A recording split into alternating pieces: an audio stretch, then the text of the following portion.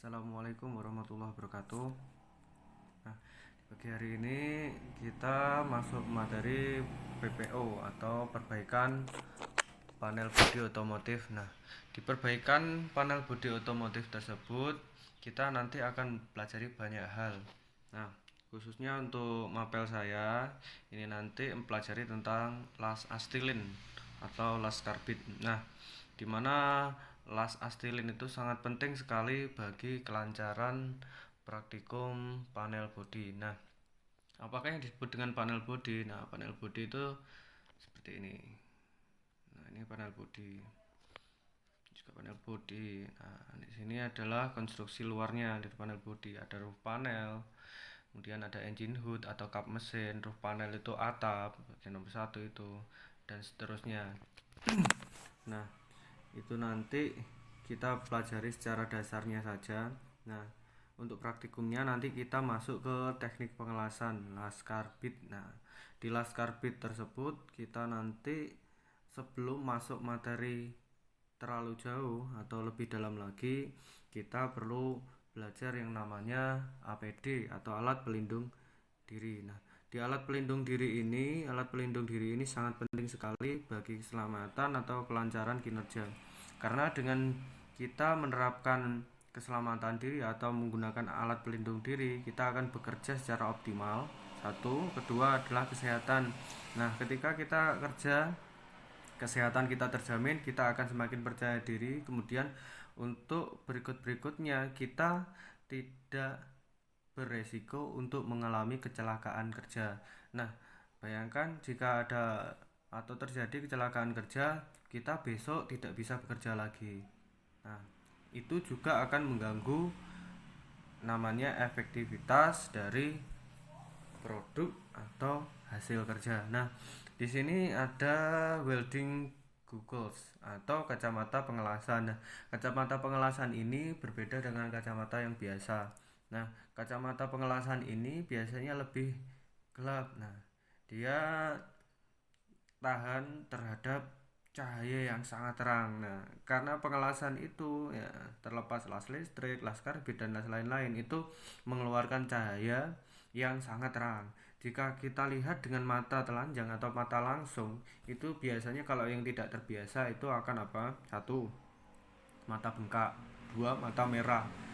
Keluar air matanya terus. Itu bertahan biasanya sampai 1-2 hari. Kadang bahkan sampai pusing dan seterusnya.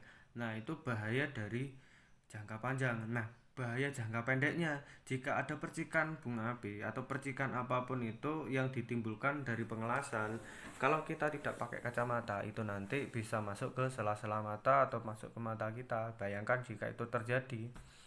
Jadi kemungkinan kecil mata kita bisa terselamatkan karena ya barang-barang atau benda-benda yang keluar dari bekas pengelasan itu juga sangat berbahaya. Terus kedua, leather apron atau jaket pelindung. Nah, jaket pelindung itu untuk apa? Nah, itu jaket yang tahan panas. Jika terjadi ada atau percikan bunga api atau benda-benda yang keluar ya akibat pengelasan, peletikan-peletikan itu kalau kena jaketnya itu kita akan aman.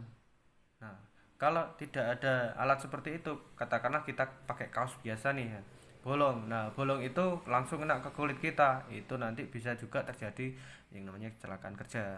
Tentunya kita tidak ada yang mau untuk ke arah situ. Kemudian berikutnya leather gloves atau sarung tangan. Nah, kenapa kita harus pakai sarung tangan? Nah, sarung tangan itu tahan panas. Nah, kenapa kita harus pakai alat yang tahan panas? Karena pengelasan itu panas ya, panas juga menghindari benda-benda tajam ataupun benda-benda yang lain yang berakibat fatal kepada organ tubuh kita.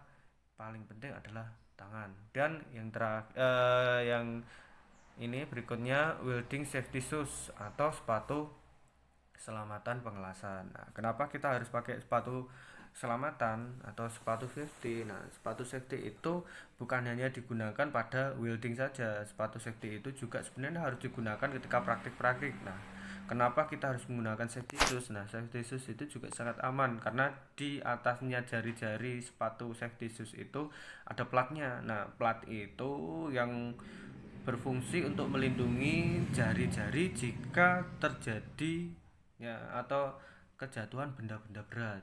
Jadi ketika kejatuhan benda-benda berat ya benda berat itu akan menjatuhi platnya. Jadi jari kita aman nih. Nah, bayangkan jika tidak ada plat di atas jarinya tersebut. Nah, biasanya sepatu kain dan lain-lain. Jika ada benda berat, nah jatuh di atas jari kita, jari kaki. Nah, itu kalian bisa membayangkan diri. Ya, membayangkan sendiri akibatnya seperti apa. Kemudian di safety shoes itu di bawahnya ada plat. Nah, fungsinya plat itu untuk apa? Jika adanya benda tajam yang masuk ke dalam safety shoes ya. Kalau tidak ada plat di bawahnya, benda tajam itu akan langsung masuk menusuk di kaki. Padahal kita tahu sendiri kaki itu banyak saraf-sarafnya. Jika saraf-saraf itu sampai tertusuk ya, kita bisa tahu sendiri akibatnya seperti apa. Jadi pemakaian safety shoes itu juga sangat penting. Artinya untuk dua komponen terakhir itu helm las sama masker las. Nah, helm las itu meliputi ya welding goggles atau kacamata las dan juga masker itu meliputi. Nah, ini kita akan bahas tentang masker las. Nah, kenapa kita menggunakan masker las? Nah, di pengelasan itu sendiri biasanya timbul asap-asap ya. Nah, asap-asap itu juga merugikan bagi pernafasan kita. Ya, kalau kita 1 kali 2 kali mungkin tidak apa-apa, tapi lebih baik untuk menggunakan masker las.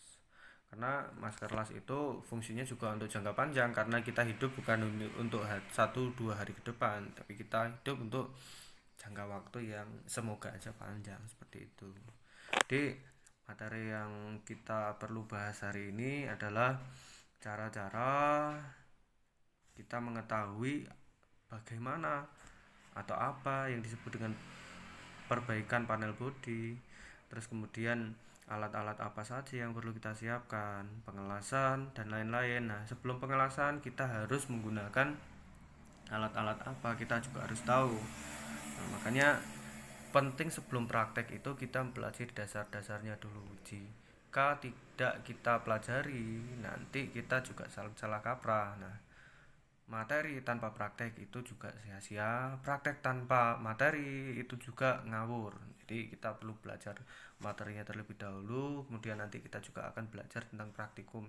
Entah praktikumnya nanti konsepnya bagaimana, semoga aja pandemi ini segera selesai dan kita bisa praktikum seperti biasa di sekolah. Mungkin ada yang bisa ditanyakan. Kalau ada yang pengen ditanyakan, nanti bisa langsung japri ke saya. Oke, saya tutup sekian. Salam sehat, jangan keluar rumah jika tidak penting. Selalu pakai masker, ya, patuhi prokes atau protokol kesehatan. Be safety, stay at home. Assalamualaikum warahmatullahi wabarakatuh.